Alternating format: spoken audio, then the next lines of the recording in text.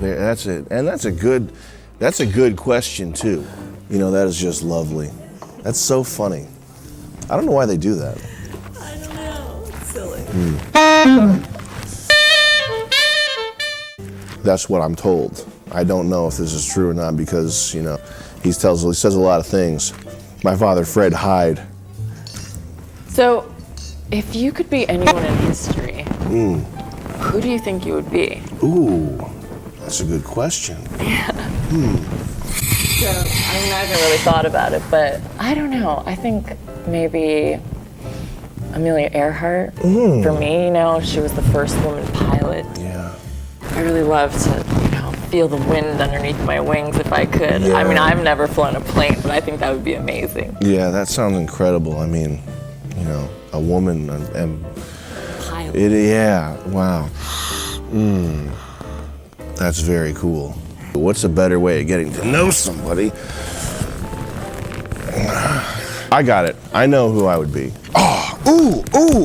Oh, I know. Oh, I know this. I would be any man in any time in history where marital rape was legal. So let's say a man in, I don't know, Victorian England.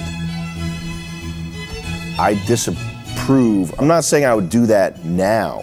At a point in the past, if I were alive back then, I think that would be sort of, I don't know, elegant. There's a tradition to it, there's a pageantry to it, there's a savoir-faire to it. You know, it's very traditional. We're going to make love right now. And if you don't agree with me, London, 1780.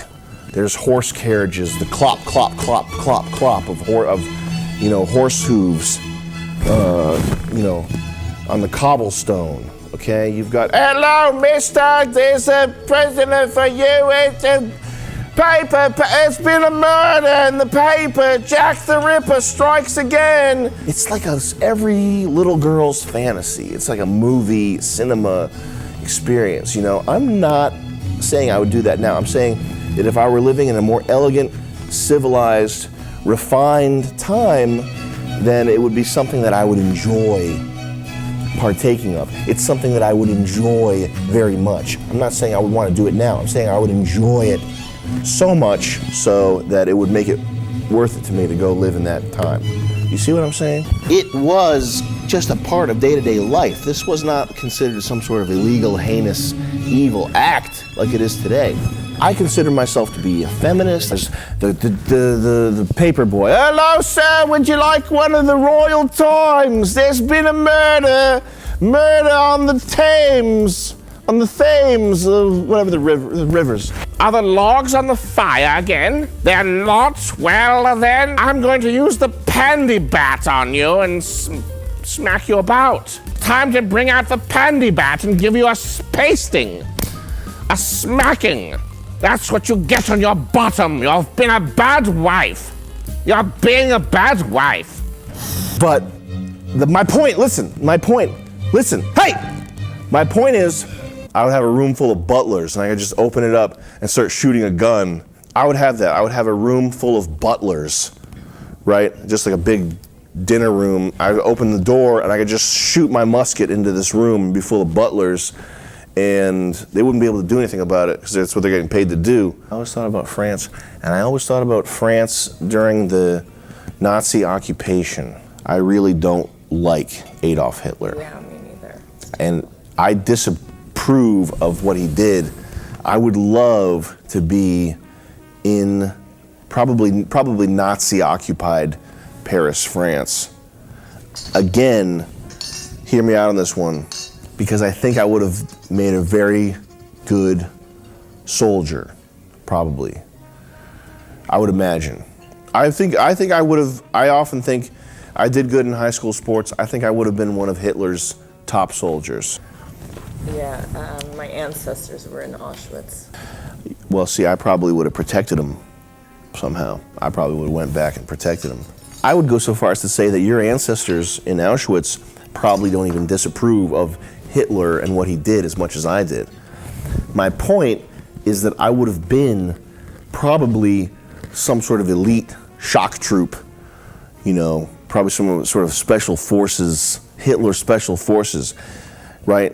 Like, okay, here's the thing. No matter how much you disapprove of the guy, no matter how much you dislike him, which I do, you have to be aware of, you have to admit to yourself that having someone with that level of cachet, and that level of swagger, that level of panache, that level of je ne sais quoi, that level of savoir-faire, that level of, X factor, we call it in the sales business. Having the eye of someone like that on you, and you're his top guy, that's crazy. That's crazy. Hey, you know what? I wish that they would time travel back to before he was born and take him out then. That's what I wish happened. But what if Adolf Hitler said that you're such a physical beast, dude. You're such a physical, nasty beast, dude. You're such a nasty physical beast right now, bro, that I'm basically gonna make you in charge of a platoon of panzers, okay? You're basically so hulked up and shredded that I have no choice but to make you a legend in Nazi Germany. I would say to myself, man, this Hitler guy is up to no good. I hate this. I can't take any more of this. I don't know what I'm gonna do. What am I gonna do? I'm Hitler's top guy. What am I gonna do? Adolf Hitler chose me to lead the revolution. You cannot say no to somebody in that position like Hitler or like Alexander the Great if you want someone that's less, did less bad things. Wow. If Alexander the Great tells you you're his top guy, you're his top guy. You're now in a position where you have no choice but to go, oh, I'm Alexander the Great's top guy, dude. Even if Tom Cruise was Jewish and he had ancestors in Auschwitz, and you were injecting him with testosterone and gorilla steroids to make him the most alpha male possible, if Adolf Hitler locked in his attention beams on Tom Cruise and said, Tom, you're now my top guy, there's no way to resist that. Whoa, Adolf Hitler needs me? Okay, I'll do it. I'm going to bat for you, Hitler. I got your back, Hitler. Okay? And I say that with the most respect. I'm finding this very upsetting, to be honest.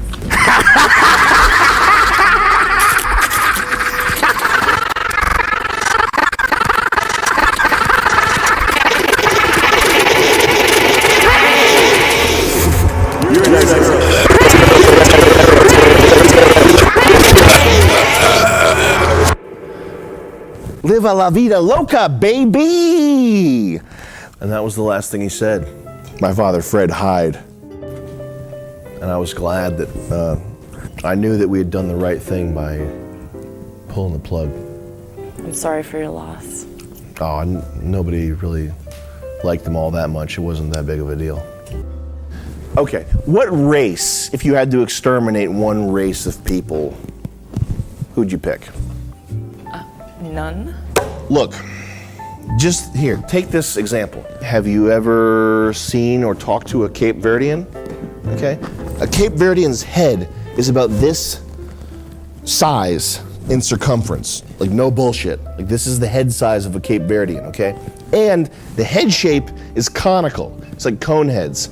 They have a slight cone shape to them. It's disgusting. They look like human cockroach hybrids. But that head size, like, I don't even fit in a regular hat, okay? My hat size is like 9.5 or 10, all right? You realize how much intelligence, IQ, sales power is up here. Here's what I want you to do. Go on your phone right now, Google image search Cape Verdean, okay? Wearing a hat, and tell me it doesn't look like he's got a salad bowl on his head.